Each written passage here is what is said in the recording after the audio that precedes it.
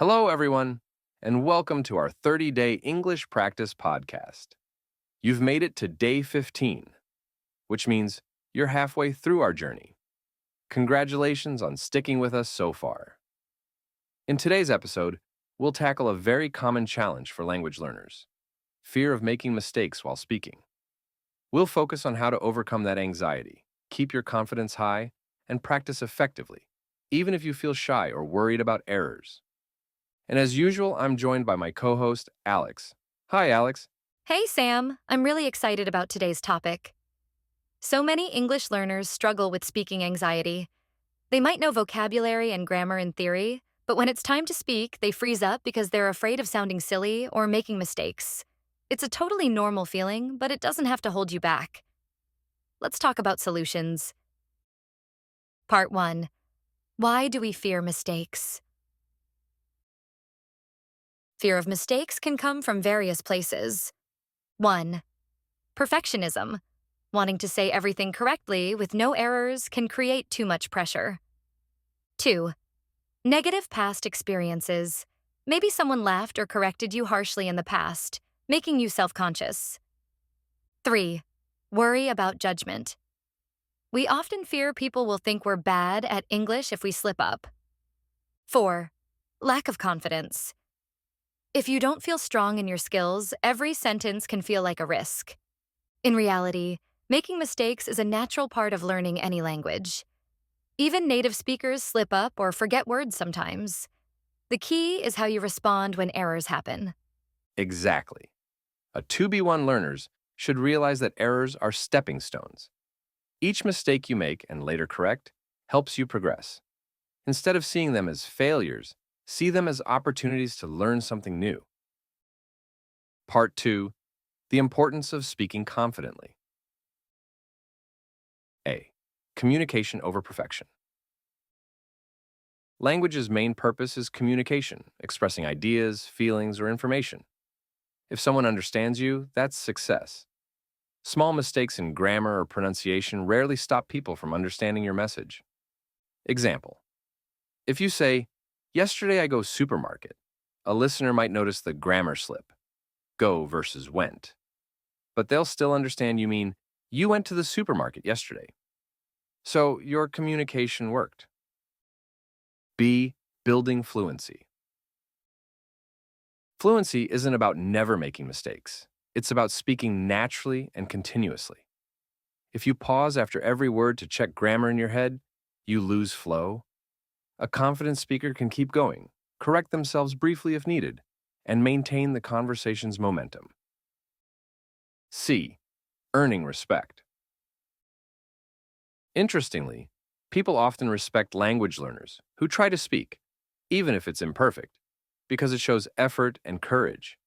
Natives usually appreciate the attempt and are happy to help if they see you're willing to learn. Absolutely. I've met many people who apologized for their English, but they spoke quite well. It's ironic. Some of the best learners are the most anxious about making mistakes. Meanwhile, those who speak bravely, even if they have errors, often progress faster. Confidence really fuels improvement. Part 3. Strategies to overcome speaking anxiety. A. Embrace mistakes as lessons. 1. Positive mindset. Tell yourself, each error helps me learn. 2. Mini correction. If you notice a slip, quickly restate it correctly, then move on. Don't dwell. 3. Example: yesterday I went to the park. B. Practice in safe environments. 1. Language exchange. Partners. Find a friend or online buddy who's also learning. You can laugh off mistakes and correct each other gently. 2. English clubs. Meetups. Speaking with fellow learners can feel less intimidating than jumping into a native level environment. 3. Record yourself. Speaking alone to your phone or computer allows you to review without pressure. C. Gradual exposure.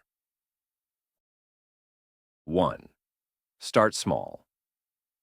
Maybe do short voice messages or text reading out loud. 2. Move to longer conversations. As you gain confidence, participate in group discussions or real-time chats. Third challenge. Yourself, add a small goal each week. E.g., I'll talk to a native speaker for 5 minutes about any topic. Mini dialogue, overcoming fear. Hey Alex, I noticed you seemed nervous speaking English with native speakers. Yeah, I worry they'll judge me if I make mistakes. Trust me, most people are supportive. What if you focus on the idea you want to share, not the exact grammar? Good point. I'll try that. And if I slip up, I'll just correct myself and keep going. No big deal. Exactly. Confidence grows every time you push past a small fear. Part 4. Motivational reminders. A. Language learning takes time. No one becomes fluent overnight. Native speakers spent years immersed in their language. As an English learner, you're compressing that time, and mistakes are natural. Keep your long-term vision in mind. B. Everyone makes mistakes. Even fluent speakers or teachers can slip on vocabulary or mix up tenses. The difference is they trust they can fix it. You can do the same. C. Celebrate progress. Maybe last month you struggled to form sentences quickly and now you can hold a short conversation. Acknowledge those improvements. This positivity fuels further growth. Yes, I love the idea of celebrating small wins. Did you learn 5 new words this week? Did you finally use the past tense correctly in a conversation?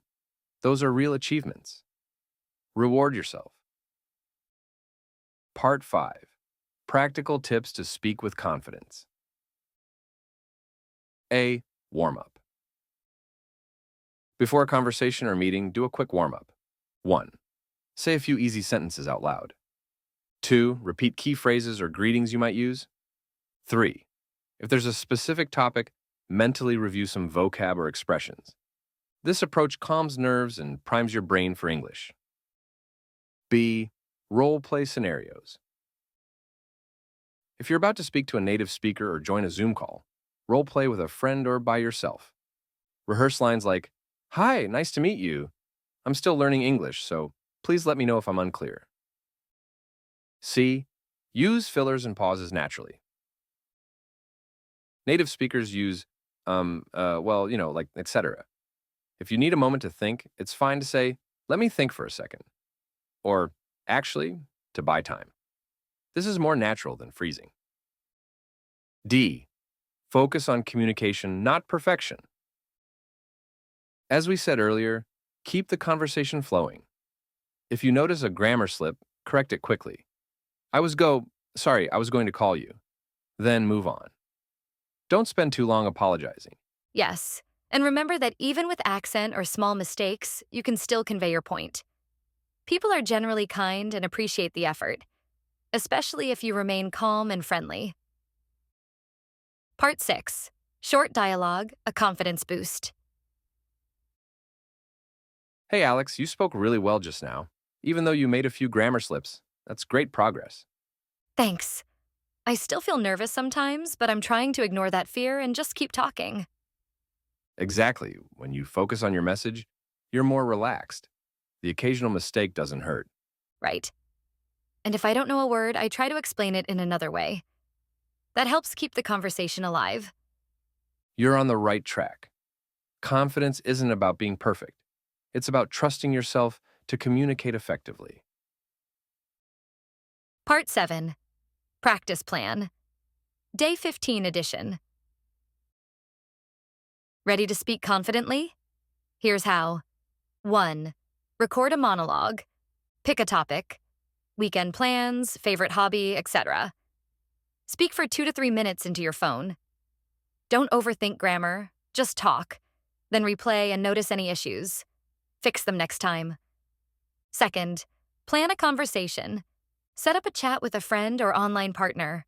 Decide you'll speak for 5 minutes without interrupting yourself for corrections. Afterward, discuss any major errors or vocabulary you missed. 3. Positive affirmations. Before speaking, tell yourself, I'm improving every day. Mistakes help me learn. Or I'm capable of making great progress.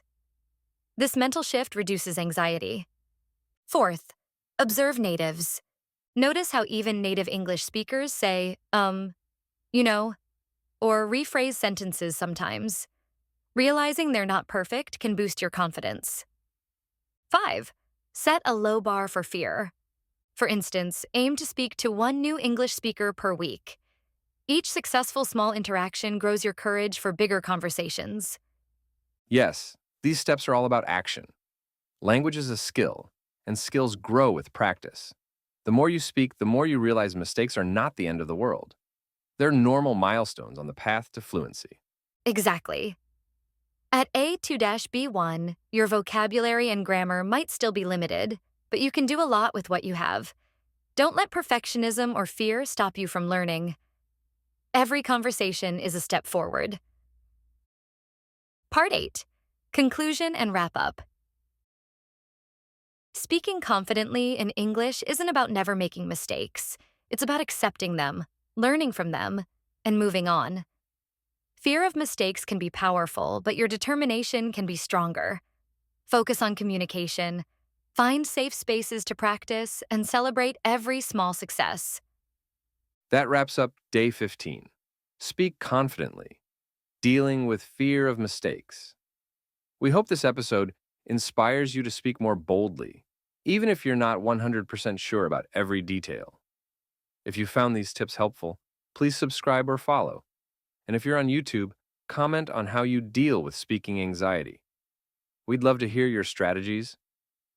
Yes, let's learn from each other.